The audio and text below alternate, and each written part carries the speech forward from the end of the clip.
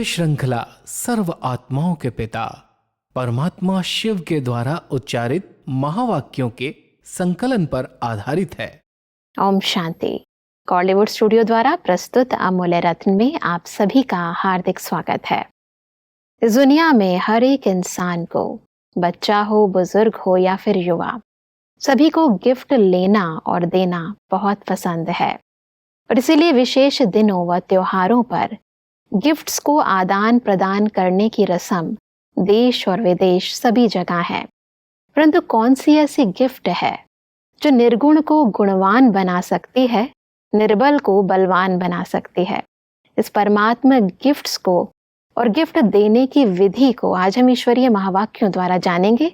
महावाक्यों के स्पष्टीकरण के लिए हमारे मध्य हैं प्रजापिता ब्रह्मा कुमारीज ईश्वरीय विश्वविद्यालय के वरिष्ठ राजयोगी शिक्षक आदरणीय राजू भाई साहब। सबका आज के एपिसोड में बहुत बहुत स्वागत है। ओम शांति। पिछले एपिसोड में हम बात कर रहे थे 15 दिसंबर 2005 के महावाक्यों पर, जिसका टॉपिक था स्नेह और सहयोग की रूपरेखा स्टेज पर लाओ, हर एक को गुण और शक्तियों की गिफ्ट दो। परमात्मा कहते हैं, अब संदेश वाहकों के सहयोग और स्नेह की रूपरेखा स्टेज पर लाओ। महादानी बनो, अपने गुणों का सहयोगी बनाओ। ऐसे अपने गुणों का है तो परमात्मा गुण, लेकिन जो गुण आपने अपने में बनाए हैं उन गुण की शक्ति से उन्हों की कमजोरी दूर करो। बस अब इस मुख्य सेवा को थोड़ा स्पष्ट करें। परमात्मा हम सबको महादानी का टाइटल देते हैं जी। कई आत्माएं संदेशवाहक बनती हैं, लेकिन संदेशवाहक आत्माओं को भी कुछ सहयोग की जरूरत होती है। परमात्मा यहाँ हम सब बच्चों को कह रहे हैं, बच्चे परमात्मा के द्वारा जो गुण प्राप्त हुए हैं आपको, जिनको आपने अपना बनाया है, उन गुणों के आधार से ऐसी आत्माओं को शक्ति दो जिससे वो आत्माएं और समीप आकर के सेवा में सहयोगी बन जाएं। तो आप महावीर महारथी आत्माएं जो हो, वो महादानी बन करके हर आत्मा को गुणों का दान दो, सहयोग दो, और गुणों का सहयोग देने से उनमें शक्ति आएगी। जैसे मान लो मेरे पास सहन करने का गुण है, सहनशीलता का गुण है, और उस गुण को हमने अपने में धारण किया है और दूसरी आत्माओं को उस गुण का जैसे सहयोग दिया है। कोई भी बात आती है, कोई भी सेवाओं में सहन करना पड़ता है, सामना करना पड़ता है, उसमें इस गुण को आप शक्ति के रूप में कैसे धारण कर सकते हो जी। हमने अगर वो धारण किया हुआ है, हमारे जीवन में वो सहन शक्ति है, तो वो सहन शक्ति के आधार से हम उस आत्मा को सहयोगी बना सकते हैं, उसका दान दे सकते हैं। तो परमात्मा कह रहे हैं, हर गुण को शक्ति का रूप बना करके आप उनको सहयोग दो, ताकि वो संदेशवाहक और भी संदेश देने में सहयोगी बने, मददगार बने जी। तो आप अपनी तरफ से महादानी बन करके उनको गुणों का, शक्तियों का सहयोग दो। परमात्मा इसी से संबंधित कहते हैं कि आपका टाइटल ही है मास्टर सर्वशक्तिवान। तो सर्वशक्तिवान का कर्तव्य क्या है? शक्ति की लेन देन करना। बाप द्वारा मिला हुआ गुण आपस में लेन देन करो। यही सहयोग की गिफ्ट एक दो में दो। नए वर्ष में एक दो को गिफ्ट देते हैं ना, तो इस वर्ष में एक दो में गुणों की गिफ्ट दो। जो परमात्मा से हम सबको प्राप्ति हुई है, हम आपस में उन पर लेन देन करें, माना उसका स्पष्टीकरण करें। परमात्मा ने जो गुण दिए, मैंने अंतर्मुक्ता का गुण दिया, हर्षित मुक्ता का गुण दिया, सरलता का गुण दिया, नम्रता का गुण दिया, इन गुणों की हम गहराई में जाएं, एक दूसरे को स्पष्ट करें इसके आगे, और स्पष्ट करके जैसे उनको हम अपने जीवन में धारण करें जी। जितना वो हमारे जीवन में धारण होती जाएंगी, उतना दूसरी आत्माएं उन गुणों से अपने आप को सीखेंगी, आगे आएंगी। तो इसलिए परमात्मा एक तरफ हमें टाइटल देते हैं, तुम मास्टर सर्वशक्तिवान हो, दूसरी तरफ हम सर्व गुणों से संपन्न बन रहे हैं। तो गुण और शक्तियाँ जो हमारे पास हैं, हमारे जीवन में आई हैं, पहले हम उनका स्पष्टीकरण करें, और उनके स्पष्टीकरण से जब हमारे जीवन में वो धारण होने लगेंगे, तब हम दूसरों को जैसे सिखा सकेंगे, प्रेरणा दे सकेंगे। स्पष्टता जो है वो बुद्धि में होनी बहुत जरूरी है, आपस में भी हो, अपनी बुद्धि में भी हो। ये जो गुण है वो हमारे पास कैसे अपने जीवन में आए और उनका हम कैसे दान करें। जितना गुण मूर्त हम बन करके रहते हैं और हमारे कर्म में, हमारे बोल में, हमारी चलन में वो कर्म में वो गुण दिखाई देते हैं, उतना दूसरे लोग अपने आप सीखते हैं। दान करने का अर्थ नहीं है जैसे कोई गिफ्ट हम कोई हमारे पास है, हमने किसी को उठा के दे दी। गुण कोई उठा के नहीं दिए जाते, लेकिन जब हमारे जीवन से वो गुण दिखाई देते हैं, कितने शांत स्वरूप हैं, कितने अंतर्मुखी हैं, कितने गंभीर हैं, ये गुण जब हमारे जीवन में दिखाई देते हैं तो जैसे हमको देख करके लोग सीखते हैं। ये जैसे गुण दान हो जाता है। दिया परमात्मा ने है हमें, लेकिन हमने उसका स्वरूप बनाया और अपने स्वरूप में उन गुणों को धारण किया है, तो हमको देख करके दूसरों को प्रेरणा मिलती है। ये गुण दान करने की विधि है। जी, परमात्मा कहते हैं कि अगर कल्याण की भावना रखेंगे तो जैसे भाषण करके वाणी द्वारा संदेश देते हो ना, वैसे अपने कल्याण की भावना द्वारा, कल्याण की वृत्ति द्वारा, कल्याण के वायुमंडल द्वारा यह गुणों की गिफ्ट दो, शक्तियों की गिफ्ट दो। कमजोर को सहयोग देना यह समय पर गिफ्ट देना है।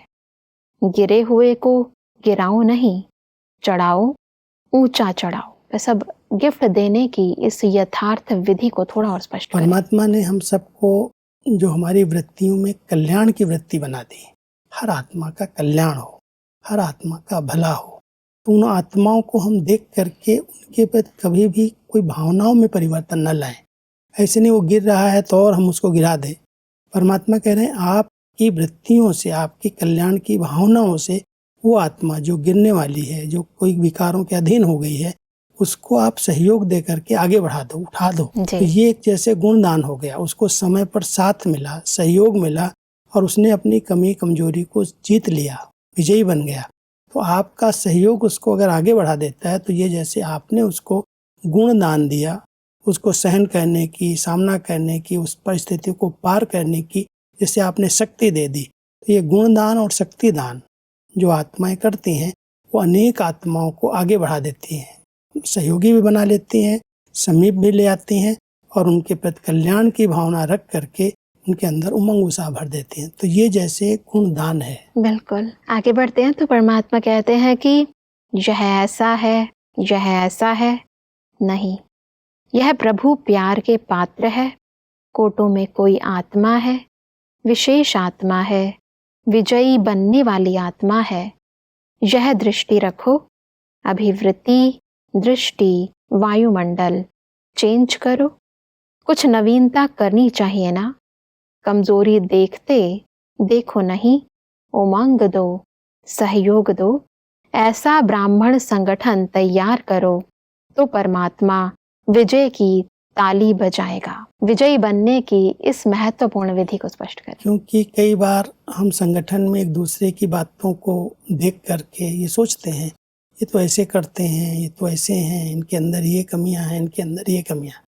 तो परमात्मा कहता है इससे संगठन टूटेगा, संगठन विजयी नहीं बन सकता है। इसकी बजाय ये परमात्मा का चुना हुआ रतन है, ये बहुत विशेष आत्मा है, इसके अंदर बहुत सारी विशेषताएं हैं। कोई कमी कमजोरी अपने आप समाप्त हो जाएंगी। तो उसकी विशेषताओं का वर्णन करके, उसको उमंग उत्साह दिला करके उनकी रही हुई कमजोरियों को स्वतः समाप्त हो जाए, ये विधि बता दो। तो इसके लिए परमात्मा कह रहे हैं आप बच्चे उनके पर सदा शुभ चिंतक बन करके, कल्याण की भावना रख करके उनको उमंग उत्साह दिलाएंगे तो वो और समीप आएंगे, तो विजयी बन जाएंगे और विजय माला तैयार हो जाएगी। तो परमात्मा अपने बच्चों को विजयी भव का वरदान देते हुए ये विधि बता रहे हैं कि अगर खुद विजयी बनोगे और दूसरों को उमंग उत्साह दिलाओगे, पूरा संगठन विजयी बन जाएगा और पूरा संगठन विजयी बना माना विजय माला तैयार हो गई। तो इसलिए अपने इस ब्राह्मण परिवार के अंदर हर आत्मा विशेष आत्मा है, परमात्मा चुनी हुई आत्मा है, ये परमात्मा की लाडली बच्चा है। उस विशेषता से उसको देखो और उसी उमंग उत्साह से उसको देख करके आगे बढ़ाओ, तो वो संगठन के समीप आएगा और ये विजय माला तैयार होगी। आगे बढ़ते हैं। परमात्मा कहते हैं कि अभी सभी इंतजार कर रहे हैं, अभी इन्हों का इंतजार समाप्त करो, प्रत्यक्ष होने का इंतजाम करो। देखो प्रकृति भी अभी कितनी तंग हो रही है, तो प्रकृति को भी शांत बना दो। आप प्रत्यक्ष हो जाएंगे तो विश्व शांति स्वतः हो जाएगी। इस लास्ट लाइन को थोड़ा स्पष्ट करें। परमात्मा अपने बच्चों को तैयार कर रहे हैं कि अगर मेरे बच्चे तैयार हो जाएं। अभी तक क्या है, इंतजार करते रहते हैं कब विनाश होगा, कब प्रकृति उछल खाएगी। परमात्मा कहता है बच्चे आप अपने को प्रत्यक्ष करो पहले, माना इन गुणों से, इन शक्तियों से आप संपन्न बनो। जब आप संपन्न बन जाएंगे तो प्रकृति अपने आप शांत हो जाएगी, सतयुग के लिए तैयार हो जाएगी जी। तो प्रत्यक्षता के लिए या इस विश्व के परिवर्तन के लिए परमात्मा अपने बच्चों को बता रहे हैं कि इन गुणों को, इन शक्तियों को स्वयं में धारण कर लो। जब आप संपन्न बनेंगे तो आपकी संपन्नता, आपकी प्रत्यक्षता के आधार से प्रकृति परिवर्तन हो जाएगी और विश्व परिवर्तन सहज संपन्न हो जाएगा। परमात्मा आगे कहते हैं कि जिस भी सेंटर पर जाएं, वहां ऐसा अनुभव हो जैसे मधुबन का वायुमंडल। अब हर एक स्थान ऐसे वायुमंडल का अनुभव करावे जैसे मधुबन में कोई भी आता है किसी न किसी बात में प्रभावित होकर ही जाता है। ऐसे कोई भी आत्मा आवे किसी न किसी बात में ऐसे प्रभावित हो के जाए जो बार बार आता ही रहे, आगे बढ़ता ही रहे। सब सेवा की इस विधि को स्पष्ट करें। परमात्मा कह रहे हैं जैसे मधुबन वरदान भूमि में ऐसे योग के शक्तिशाली प्रकंपन हैं, जी। ऐसी यहाँ की शक्तियाँ, यहाँ का वायुमंडल लोगों को आकर्षित करता है। कोई भी आता है तो कुछ न कुछ प्राप्ति करके जाता है। कोई स्नेह का अनुभव करता है, कोई शक्ति का अनुभव करता है, जैसे बहुत समीपता का अनुभव करता है। परमात्मा कुछ न कुछ लेके जाता है जी। ऐसे ही आप बच्चे जहाँ पर रहते हैं, जहाँ सेवाएं कर रहे हैं, वहाँ के वायुमंडल को ऐसा बनाओ जो लोग आए और कुछ न कुछ प्राप्ति करके जाएं। प्यार का, शांति का, शक्ति का, जो उस वायुमंडल में आते ही अगर वो प्राप्त करेंगे तो वो आत्माएं और समीप आएंगी, सहयोगी बनेंगी और बार बार आने की इच्छा रखेंगी। बिल्कुल। नहीं तो कोई एक दिन आता है, 2 दिन आता है, फिर भूल जाता है, फिर चला जाता है तो आता ही नहीं वापस। कारण है उसको कोई ना कोई प्राप्ति नहीं हुई। आपने कोर्स कराया, ज्ञान दिया, वाणी से सब बातें कही, लेकिन अगर अनुभव उसने नहीं किया कुछ तो सुन करके गया और बाहर भूल गया, तो दोबारा आने की हिम्मत नहीं पड़ती, उसको आकर्षण नहीं होती। इसलिए परमात्मा कहता है उसको आते ही कुछ न कुछ अच्छा अनुभव करा दो। और अनुभव तभी होगा जब वायुमंडल अच्छा होगा। जिस सेंटर पर रहने वाली आत्माएं बहुत शुद्ध, पवित्र, शांत स्थिति में रहती हैं, जो योग युक्त स्थिति में रहती हैं, वो स्थान अपने आप चुंबक बन जाता है।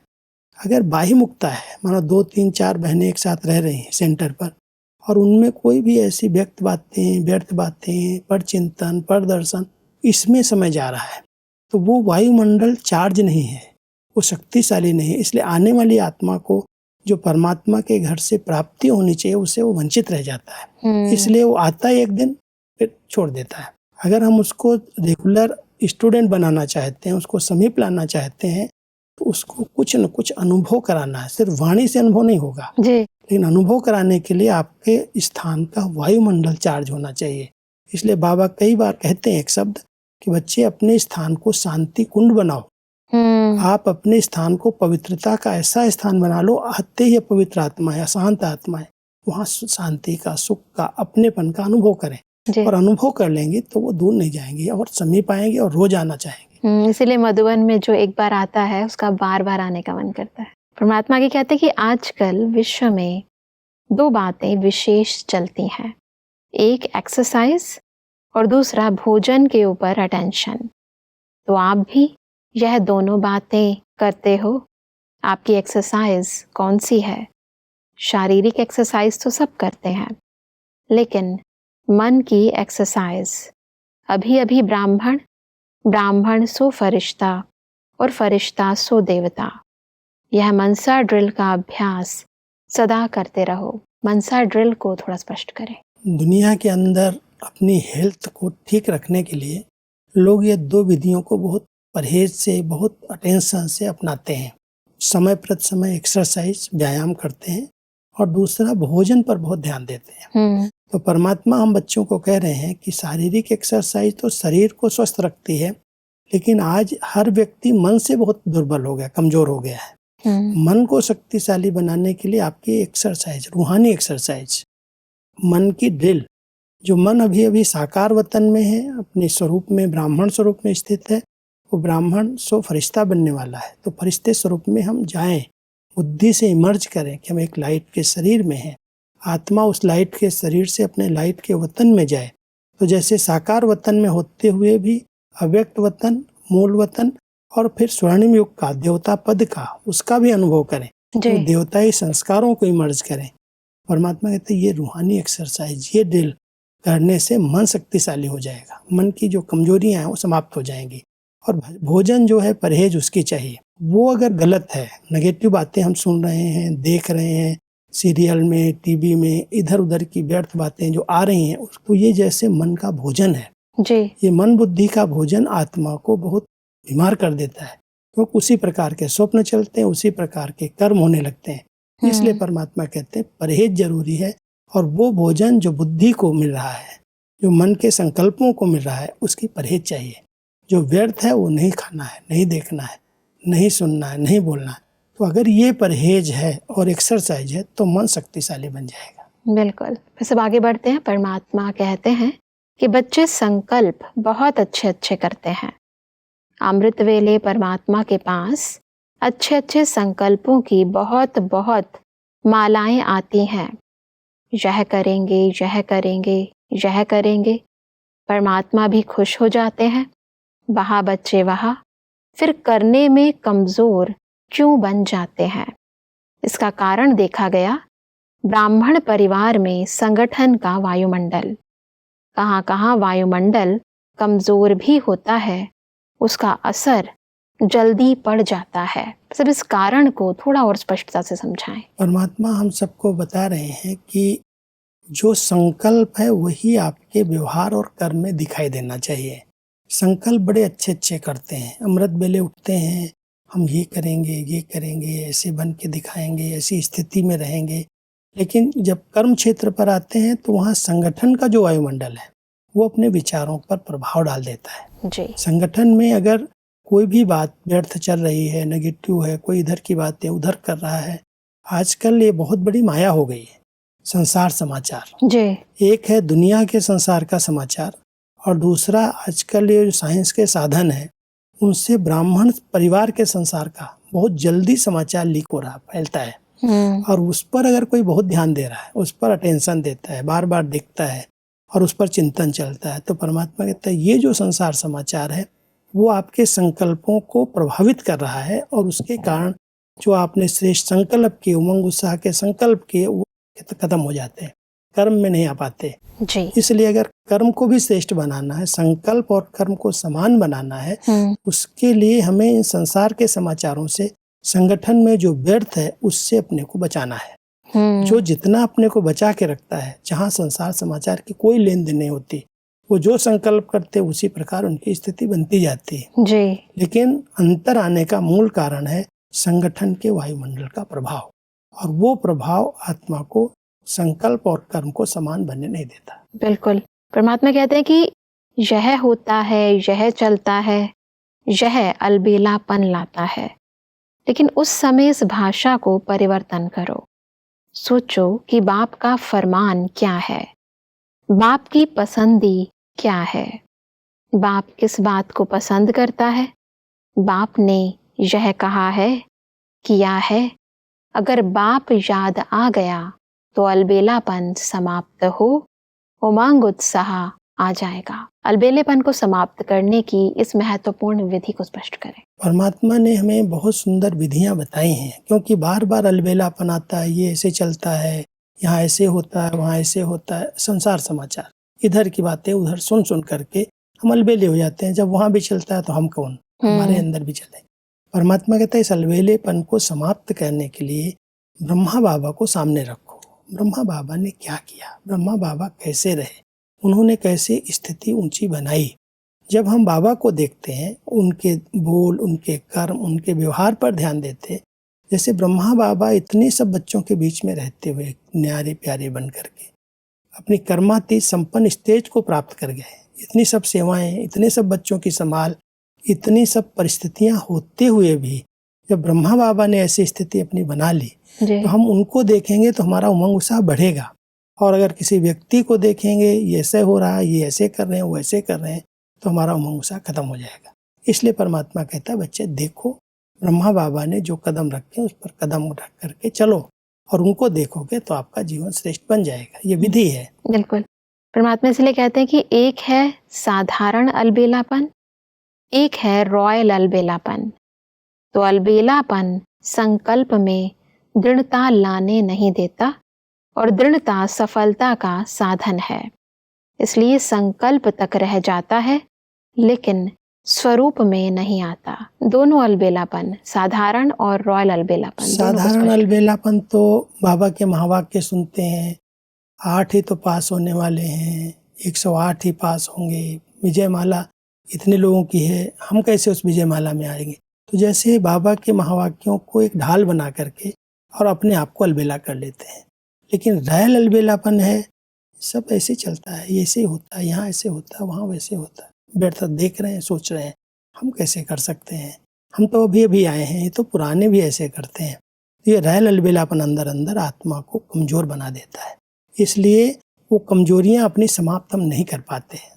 अगर साधारण और रॉयल अलबेलेपन पर हमारी जीत हो, उसकी विधि परमात्मा बताते हैं। जो संकल्प करो बहुत दृढ़ता से करो, करना ही है, होना ही है।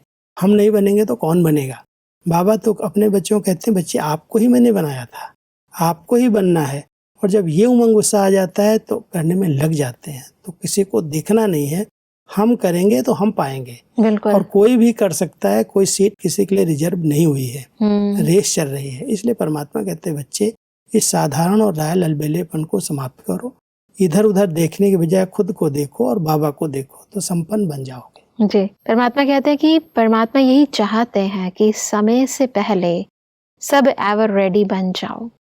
समय आपका मास्टर नहीं बने, समय के मास्टर आप हो। इसलिए यही परमात्मा चाहता है कि समय के पहले संपन्न बन विश्व की स्टेज पर बाप के साथ साथ आप बच्चे भी प्रत्यक्ष हो। तो समय से पहले एवर रेडी बनना, इसको थोड़ा स्पष्ट करें। वास्तव में हर एक ब्राह्मण ये सोचता है कि जब समय आएगा तो बन जाएंगे। परमात्मा कहते हैं, समय आपका शिक्षक क्यों बने। परमात्मा आपका शिक्षक है, समय नहीं। आप अगर समय के पहले अपना पुरुषार्थ करके अपने आप को संपन्न बना लेते हैं, तो अंत समय जब आएगा तो आप दूसरों के मार्गदर्शक बन जाएंगे, उनके गाइड बन जाएंगे। समय आपको परिवर्तन करेगा, वो तो होना ही है, सबको ही होना है, दुनिया ही बदलेगी समय पर। लेकिन जिस आत्मा ने पुरुषार्थ करके बाबा को साथी बना करके श्रीमत को पालन करके पहले से अपने को तैयार कर लिया, वो अंत समय जब आएगा तो उस समय परमात्मा का वो सहयोगी बनेगा, वो साथी बन जाएगा और दूसरों को मदद दे करके उनको भी संपन्न बनाने में, सेवा में मदद करेगा। इसलिए परमात्मा कह रहे हैं, बच्चे आप बच्चों को अभी समय का इंतजार नहीं करना, आएगा, होगा, बन जाएंगे। समय के पहले अपनी कमी, कमजोरी, संस्कारों को चेक करो और चेक करके परिवर्तन कर लो और सामने ब्रह्मा बाबा को देखो, उन्होंने कैसे समय के पहले अपने को संपूर्ण बनाया, उनको फॉलो करोगे तो आप भी बन जाओ। पैसा आज हमने बहुत ही गहराई से समझा कि संगठन में रहते हुए हम कैसे अपनी स्व उन्नति कर सकते हैं।